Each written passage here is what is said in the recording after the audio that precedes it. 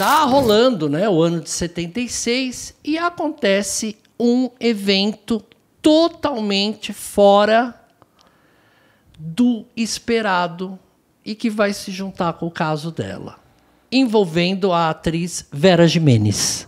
Vera Giménez, casada com Jesse Valadão. Mãe da Luciana Mãe Gimenez. da Luciana Gimenez, uma atriz. Ontem eu dei entrevista para a Luciana Gimenez, eu falei disso para ela. Ela falou, eu não sei dessa história. Eu falei, liga para tua mãe e pede para ela te contar. Isso. Veio... A Vera Giménez se envolveu num escândalo que foi mais ou menos o seguinte. A Vera Giménez foi aliciada. Não Tentaram, né? Ela foi boi de piranha para pegar, né? Mas ela não chegou a ser aliciada. Não. Ela foi... Sim, chegaram nela tentando aliciá-la, né? Para ter uma noite de amor e sexo. Para fazer prostituição. Com um fazendeiro paulista. Porque eles gostavam dessas atrizes gatas e famosas. E que estava acontecendo muito nessa época a pornochanchada, né? A pornochanchada era aquele cinema marginal paulista, da boca do lixo, né? E que era uma... que sempre trazia essa coisa do sexo, tudo mais. Era até uma forma muito depois foi vista, na época era considerado cafona, pornográfico, mas depois foi visto, dava muita bilheteria, era cinema nacional. O cinema nacional ficou muito tempo com essa marca de produção de porno chanchada. Quando se falava de cinema nacional, imediatamente a gente lembrava de porno chanchada.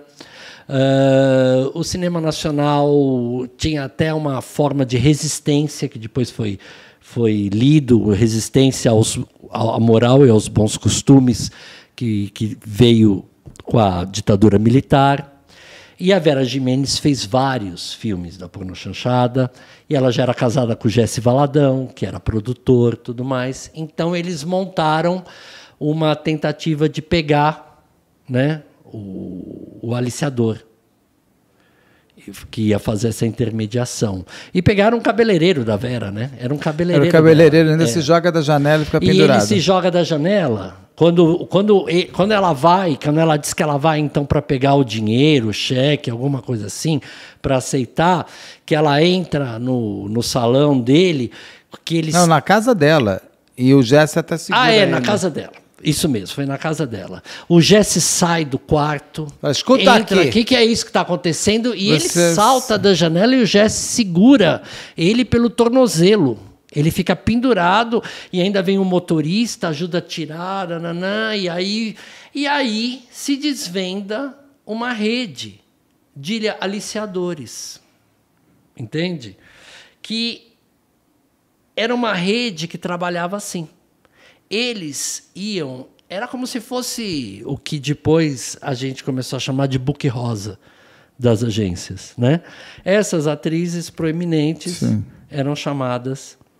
Para programas. Para programas com grandes empresários. E várias atrizes da época davam esse depoimento, que elas eram de fato chamadas e que o cara era muito generoso, que o cara dava cheques altíssimos. Não era uma coisa assim, olha, o programa custa R$400. Era uma coisa, eu saio com você, eu janto com você, a gente namora e você me dá um presente.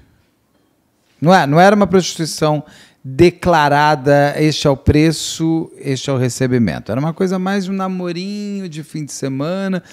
Se romantizava a prostituição de alguma maneira. Principalmente e tinha o aliciador, principalmente que ganhava a parte dele, tanto de um lado quanto de outro. De um lado e de outro. Que é onde está o crime na prostituição. Exatamente. A prostituição não é crime você se prostituir. O crime é você ganhar dinheiro em cima da prostituição. É isso aí. Mas a Leila estava envolvida nisso, não? Então, aí é que a gente está chegando a uma coisa que ficou meio nebulosa, porque grande parte desses aliciadores eram essas pessoas que tinham contato com as estrelas, com as atrizes, né? E a Leila tinha um cabeleireiro que era muito amigo dela, e que, nessa época, sumiu do mapa. sumiu, desapareceu, se afastou e desapareceu. Então, isso, para investigação informal, começou a levantar hipóteses do que poderia ter acontecido naquela noite dentro do VIPs. Eu entendi um pouco diferente quando chega essa informação, vê se eu estou correto. Levantou as possibilidades de ela, mas o que eu acho é que ali mostra que existiam homens que teriam tudo que eles teriam tudo que eles quisessem no custo que custar, pagando ou não, eu vou ter essa mulher. E é o que vai acontecer com ela. Eu não sei se ela estava nesse bojo de pessoas que estavam dentro de um business. Não, ela não. Ela não estava, ela não era parte de um assim como a Vera book também rosa. Não era. Não, assim como a Vera Gimenez também não. Mas homens que fazem parte de comprar quem eu quero, olha para Leila e fala, vai ser minha sim. Exatamente. É isso aí. Para mim é mais isso.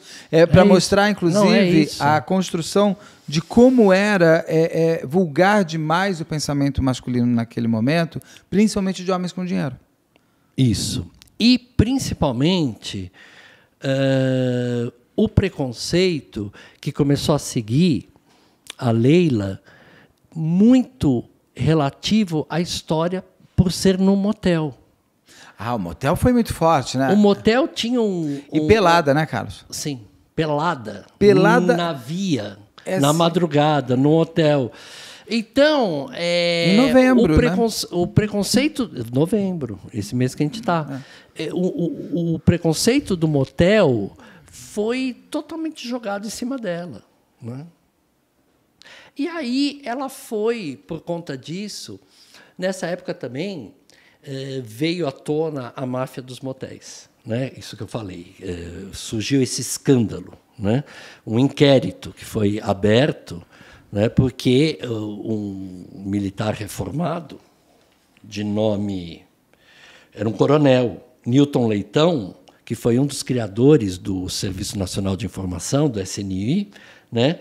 Ele estava, junto com a Associação de Delegados da polícia, pressionando os motéis para que os motéis fizessem um seguro particular com eles para evitar esse tipo de caso que tinha acontecido, né? com a Leila e outros mais.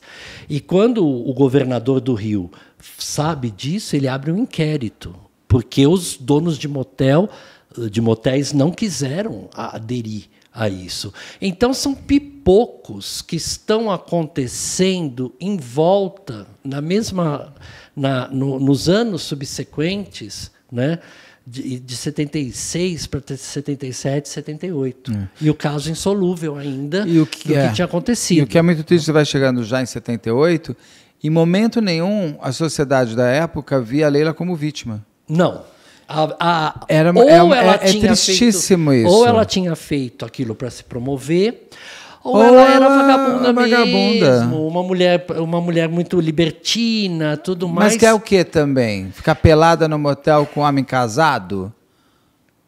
E nem dentro da família ela tinha apoio. Não, nem dentro da família. Nem da mãe, Você nem falou do pai. isso outro dia muito claramente. Ela também não conseguiu ter apoio dentro da família dela. Aliás, a mãe dá depoimentos horrorosos. Você vai chegar nesse ponto, são coisas terríveis. Em 78, ela ainda foi chamada para fazer 2 novelas na Globo. Ela fez a Te Contei, né? Que era uma novela, acho que da 7. Para acabar com o contrato dela já. E ela fez Grito de Alerta. Mas tudo pontinha. Para uma moça que estava despontando... que tinha sido apresentadora do Fantástico. Era papel de apoio. Sabe aqueles nomes que aparecem em elenco de apoio só no final? Era aquilo que estavam... exatamente. Estavam matando ela em tudo, na moral, no profissional, no artístico, no mental, no talento. Foi uma mulher que ela foi muito judiada, desculpe a palavra, ela foi muito massacrada, né? Como se ela não tivesse direito de ser vítima. Destituíram dela o direito de ser vítima. E ela mesma, uma hora, ela também se afasta um pouco de se ver como vítima. Né? ela não era mais chamada para nada, não aparecia mais trabalho. Então, nessa inflação, né? Nessa caricatura da mulher bonita, da mulher de motel, tudo mais, ela foi convidada para pornô chanchada. Já foi para aquela peça que só confirmava pensamentos de pessoas. E aí ela foi fazer um filme, coitada. Estava passando aqui até o pôster. Quem é o pai da criança? Você viu o pôster? Eles estão com o pôster. O pôster, Passa aí o pôster, gente. O pôster chega a ser agressivo. Olha isso, gente. Leila Cravo, Helena Ramos, que foi uma atriz tipicamente da porno chanchada, a Zaira Bueno, a mesma coisa, o Fausto Rocha, que foi ator. Essas pessoas, ator da tirando Tupi, a Leila Cravo, não sei mais nem e o Celso Faria, um anônimo meu. E a Leila Cravo ali, gente, é a Leila Cravo, de topless, escondendo o peito. E, gente, esse filme... Você viu a sinopse? Não, você sabe. Você viu? A sinopse é o seguinte, olha só. A sinopse, o filme praticamente se passa num motel. Quem é o pai da criança? Quem desses caras que transa com ela? Porque ela trabalha numa empresa. Ela trabalha numa empresa. E dá para todo mundo. Dá para todo mundo. E para cada um que ela dá, ela vai fazendo a chantagem. De quem é o pai da criança. Que ela está grávida, que talvez você seja o pai, talvez você seja o pai. Mas se passa no motel. Talvez você seja o pai. E ela vai pegando dinheiro desses caras. Como é que se fala isso? Chantageando esses caras. E se passa num motel, a maioria das vezes, ela tem o relato dela, nossa, e pegou muito mal, né? E ficou muito chato, foi assim, ali começou um processo. Bom, Beto, estamos falando de 78, né? Em dezembro de 78, o caso cai para um novo delegado que classifica o fato como um homicídio comum. Porque fica claro que não foi... Aí cai a tentativa de suicídio. Né? A investigação chega ao cabo que não foi uma tentativa de suicídio, o depoimento dela ficou contundente, que não foi uma tentativa de suicídio, e cai no rol de um homicídio comum e foi arquivado sem solução, em 78. Tá? E ela lança um livro. Sim. Ela tenta virar escritora. Sim. Aí... a gente tem o seguinte... O texto dela é bom, hein? O texto dela é muito bom. É muito bom. É muito bom, ela escreve muito bem. Isso foi um absurdo, gente, pelo seguinte... Porque na noite que aconteceu aquilo com a Leila, né, e esse é o grande questionamento do próprio caso, do próprio inquérito, além dos garçons terem desaparecido, do gerente ter sumido, do taxista ter desaparecido... O motel continuou funcionando, né? E haviam 13 pessoas trabalhando no motel aquela noite, hein? 13 pessoas. E ninguém sabia acontecer o que foi. Ela, então, sem trabalho, né? Ela foi trabalhar com os Trapalhões. Tá? Ela ficou muito amiga do Dedé Santana. Ele até aparece falando no... E o Dedé Santana relata que a Leila era uma pessoa muito inteligente, que a Leila lia muito, indicava livros para ele, e que eles contrataram a Leila justamente para isso, para fazer as enquetes, e eventualmente ela aparecia, né, como uma mulher bonita, para fazer aquelas pontes e tudo mais. É que um jornal convida ela para fazer uma matéria sobre os bastidores dos shows dos Trapalhões. Isso. E aí, como ela estava fazendo isso, eles convidavam ela para brincar, mas sempre naquele estereótipo da mulher bonita e burra, né? Isso. Coisa que ela não era. E ela parte nessa turnê com os Trapalhões, né? E ainda ela é a pioneira, nessa época, de fazer um ensaio que se falava na época posar nua para a revista. Mas não era nua, né? Era um ensaio erótico, né? Muito longe de pornografia. A Leila Cravo foi a pioneira.